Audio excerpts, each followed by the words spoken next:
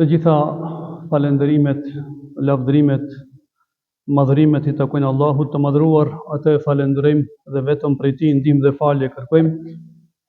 Salavatet dhe selamet qofshin mbi Muhammed Mustafa, mbi shokët, mbi familjen e tij dhe mbi të gjithë ata që e ndjekin dhe do ta ndjekin në rrugën e drejtë deri në përfundimin e kësaj bote.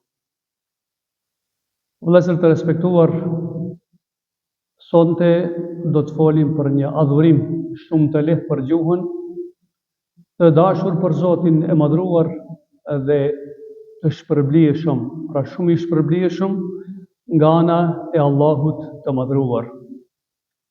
Adhurim ki që mund të krihet në çdo kohë, pavarësisht gjendjes tënde, ti mund të arrish kënaqësinë e Zotit xhaleshanu dhe të fitojsh sevape të shumëfishta përmes adhurimit të dhikrit, përmendjes së Allahut xhaleshanu.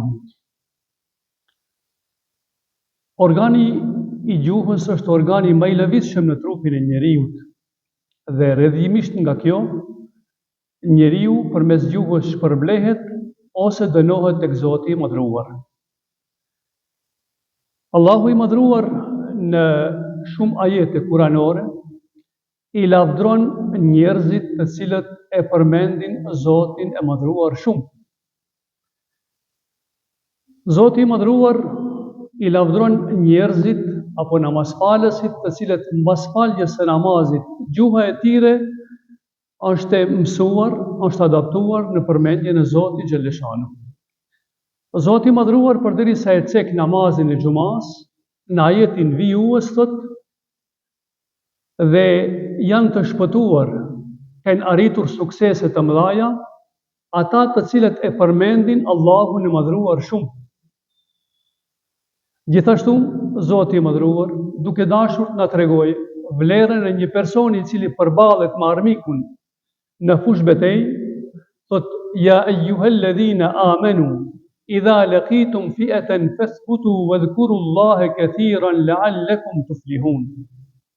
O ju të cilët keni besuar, kur do të përballeni me armikun, idha laqitum fi'atan fathbutu, përqendrohuni në luftë. Wadhkurullaha kathiran la'allakum tuflihun, dhe përmendni Allahun xhaleshanu shumë që të jeni të suksesshëm në jetë. Pra, namazfalësi më i mirë është ai që gjuha e tij është e mësuar ta përmendë Zotin e madhruar. Luftari më i mirë tek Zoti i madhruar është ai person i cili gjuha e tij edhe në momentin më të vështira, përderisa u shëmpiqë shpirti i tij, edhe në këtë moment Allahu i madhruar e lavdron atë që e përmend Allahun xhaleshanu shumë. Gjithashtu, për me e pas model Muhammedin a.s. unë edhe ti, modelin më të mirë në jetë, shembullin më të mirë në jetë, Allahu i madhruar cek 3 cilësi për ata të cilët shpresojnë takimin me Allahun xhaleshanu. E besojnë bindshëm ditën e llogaridhënies, ditën kur dalin përpara Allahut xhaleshanuhu, dhe për kategorinë e tretë të cekën se Muhamedi a.s. është model më i mirë për ata njerëz të cilët janë mësuar që ta përmendin Zotin xhaleshanuhu në çdo kohë dhe në çdo vend. Pra, pejgamberi a.s. është model për besimtarin, por është modeli më i mirë për atë njeri i cili shpreson në Allahun xhaleshanuhu, muhabetin e tij në çdo vend të sheh me optimizëm. Jeta e tij dhe mendja e tij është e lidhur për daljen përpara Allahut xhaleshanu. Çdo vepër që e bën, e llogarit, a ndel mirë në ditën e llogaridhënies apo jo. Nëse i del mirë, e vepron. Nëse i del keq, do pak largohet nga ajo vepër. Dhe ai person që është mësuar që vazhdimisht ta përmendë Allahun e madhruar. Musa a.s. kur ju lut Allahut të madhruar që Haruni ta shoqëroje Musain, të dërguarin e Zotit, në takim me Firaunin. Dhe një prej gjojave që ja përmend Allahu xhaleshanuhu, thot, kej nusebbihake kathira, o Zot, ma mundëso ta kem Harunin bashk shoqëruesin tim kur dal përpara Firaunit, me qëllim që ta përmendin ti shumë.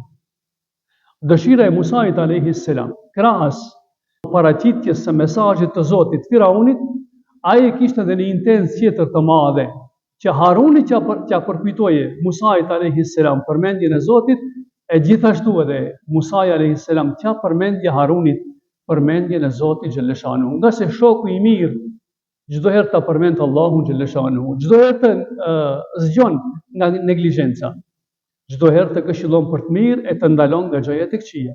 Shoku i keq, Zoti na rujt, asnjëherë nuk të këshillon për të mirë, por çdo herë ta bën rrafsh. E çdo herë ta përmendën fjalën hajde se Allahu e ka mëshirën e madhe. Këtë dynjaja janë ndryshe, ti dëshiron të bësh ndryshe.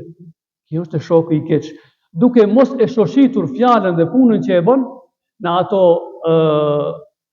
gjëjat të cilat i pëlqen Allahu apo nuk i pëlqen Zoti i Madhruar. Shoku i mirë çdo herë folën dhe vepron të këshillon për të mirë, nga se dëshiron të arrijë kënaqësinë e Allahut dhe dëshiron të çojë në rrugën e drejtë. Çfarë mirësie ka përmendja e Zotit xhelleshanu?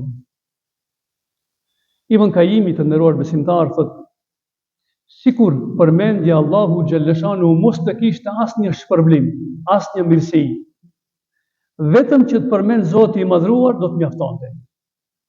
E ku kemi argument për këtë? Allahu i Madhruar në Kur'anin famullar thotë, "Fadhkuruni adhkurkum", më përmendni mua që unë t'ju përmendi juve. "Washkuruli wala takfurun", më falenderoni e mos bëhi personat të cilët i mohoni mirësitë e Allahut.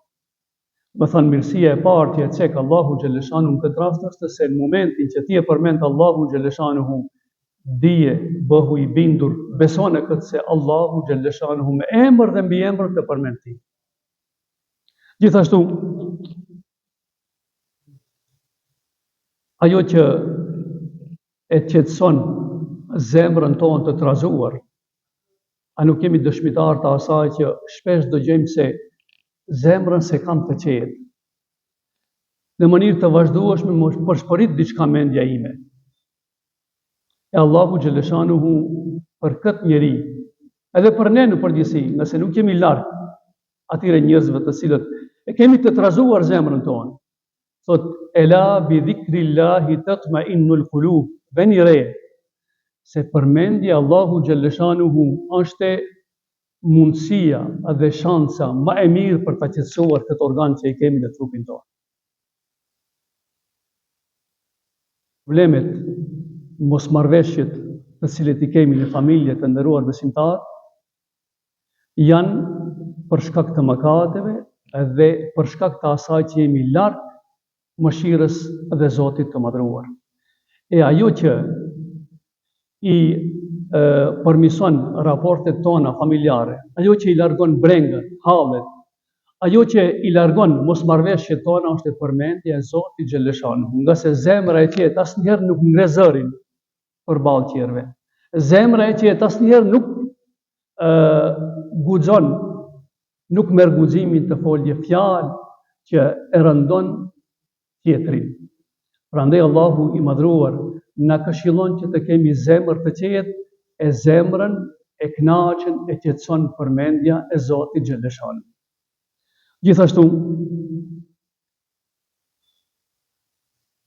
Allahu i madhruar në Kur'anin famullar thot, وَمَنْ أَعْرَضَ عَنْ ذِكْرِي فَإِنَّ لَهُ مَعِيشَةً ضَنكًا وَنَحْشُرُهُ يَوْمَ الْقِيَامَةِ أَعْمَى.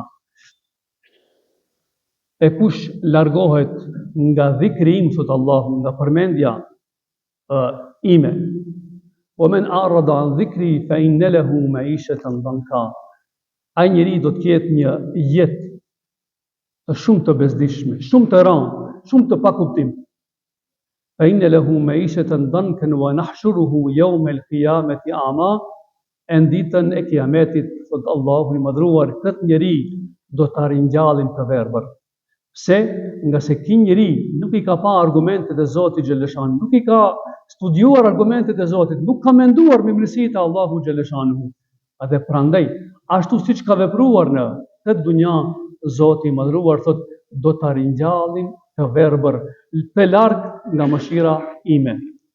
Gjithashtu, kuptimi është i përafërt i këtij ajeti kuranor, thot Zoti i Madhruar: "Wa man ya'shu an dhikri rrahmani nuqayyid lahu shaytanan fa huwa lahu qarin." E kush i mbill sit përballë përmendjes së Zotit xhaleshanu, nuqayyid lahu shaytanan, subhanallah.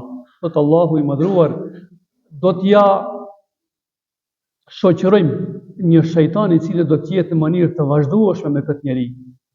Pra shejtani do të jetë shoku më i mirë dhe këshilluesi më i mirë për këtë njeri. Do të thotë njeriu i cili është larg përmendjes së Zotit, njeriu i cili i mbill syt përballë këshillave të Allahu xhaleshanuhu, shokin më të afërt dhe më besnik e ka armikun e Allahut, armikun tonë që është shejtani alayhi lana. Shumë hadise kemi mbi vlerën e dhikrit, por do të mundohem sonde të cekit disa prej tyre. Këtë e bëjmë i nderuar i vëlla që në Ramazan ta kuptojmë vlerën e dhikrit e goja jonë të jetë e lagët në përmendjen e Zotit xhaleshan. Elhamdulillah, shumë xhamat të cilët janë prezent në xhami, por pse jo edhe jashtë xhamisë, e sheh se goja e tij vazhdimisht lëvizet me përmendje të Zotit xhaleshan. Por këtë grup të njerëzve të cilët e përmendin Allahun xhaleshanuhu, i si haritsoj me fjalët e Allahut dhe pejgamberit alayhi salam për vlerat dhe për shpërblimet e mëdha që i arrin me këtë dhikr, me këtë përmendje të Allahut xhaleshanuhu. Thot pejgamberi i Zotit sallallahu alaihi wasallam: "Mathalu alladhi yadhkuru Allaha walladhi la yadhkuruhu kamathali al-hayy wal-mayyit." Shembulli i atij që e përmend Zotin xhaleshanuhu dhe ai që nuk i kushton rëndësi këtij adhurimi, është si shembulli i të gjallit dhe të vdekurit. Gjithashtu pejgamberi alayhi salam thot: "Mathalu al-bayti alladhi yadhkuru Allah walladhi la yadhkuru Allah kamathali al-hayy wal-mayyit." E shembulli i një shtëpie që përmendet Allahu është si shembulli i atij që është i gjallë dhe hecën mbi tokë. Dhe shembulli një familje që nuk duan t'ja dinë me përmendjen e Zotit, nuk duan të kenë lidhje me madhrimin e Allahu xhaleshanu përmes dhikrit, është si një person ose si një familje e varrosur në varrezë, më fal. Do të thotë pejgamberi alayhi salam, edhe në shembullin e parë të ditë na cek, na përgëzon që nëse dëshiron të jesh i gjallë mbi tokë, nëse dëshiron të kesh freski shpirtërore dhe gjallëri të vërtet, atëherë merru, angazhohu me përmendjen e Zotit. Një person paraqitet ke Muhamedi alayhi salam dhe i thot: "Ja Rasul Allah, o i dashuri i Allahut, inna shara'i'a al-islami qad kathurat alayya." Obligimet, rritet fetare, disa rrite fetare nuk kam mundësi t'i bëj. Më tregon një adhurim, një ibadet, përmes të cilit do ta gëzoj Zotin xhaleshanuhu dhe do të arrijë sevape të shumëfishta. I dashuri Allahut sallallahu alaihi wasallam i thot: "La yazalu lisanuka rutban li dhikrillah." Let jetë gjuha ite e lagët me përmendjen e Zotit xhaleshanuhu. E kuptoj se disa rrite fetare që janë nafile të vinë rënd t'i bësh, por këti dhikri mos ju ndaj asnjëherë. Çdo kundi ku shkojsh, lage gojen, angazhoje gojen me përmendje të Zotit xhaleshanuhu, nga se me këtë dhikr arrin shumë. Një ditë i dashuri Allahut sallallahu alaihi wasallam nxitonte, shpejtonte dhe i sheh një grup njerëzish duke e përmendur Zotin e madhruar, edhe ndalet përballë tyre duke u thënë: "E çfarë jeni tu bërë ju?" Sikur neve me na pyet dikush në kafe ose në rruga, jemi ulur diku, edhe të na pyesë ndonjë person, ndonjë i devotshëm: "E çfarë je tu bërë ti o vëlla?" Shumë pak mund t'i shkojë mendja se jemi duke e përmendur Zotin xhaleshan, ose me përgojime, ose me kët, ose me çat, ose për dunja, ose me çirët mirëna. Shumë pak mund në shkojë mendja se ki grupi njerëzve me mua dhe ti, nderuar i vëlla, jemi duke përmendur Zotin xhaleshanu. E ato e dini çfarë i than pejgamberit alayhis salam? Ja Rasulullah, jemi duke përmendur Allahun xhaleshanu. Pejgamberi i Zotit sallallahu alaihi wasallam, duke dashur t'ju aboje me dije se bëni një vepër shumë të madhe, jo t'ua kontestoje këtë vepër, ju thot, a me të vërtet e përmendni Allahun xhaleshanu? A me të vërtet ky është qëllimi juaj kryesor që keni dalur në këtë vend për ta madhruar Zotin e madhruar? E ato i thonë, po ja Rasulullah, minutat që i kalojmë në këtë vend janë minutat të përmendjeve të Zotit xhaleshanu. E pejgamberi i Zotit sallallahu alaihi wasallam ju thot, jo se dishova në veprën që e bani, nuk dishova në sinqeritetin tuaj, por dëshirova t'u tregoj një gjë shumë të madhe, se Allahu i madhruar mburej, ishte i gëzuar me veprat tuaja dhe mburej dhe u lavdron të juve ke melajqet e tija. Prandaj të nderuar besimtar, këtë muaj të bekuar të Ramazanit Sherifit ta kalojmë me përmendje të Zotit xhaleshanu, nga se përmendja e Zotit, dhikri i Zotit na jep qetësinë shpirtërore.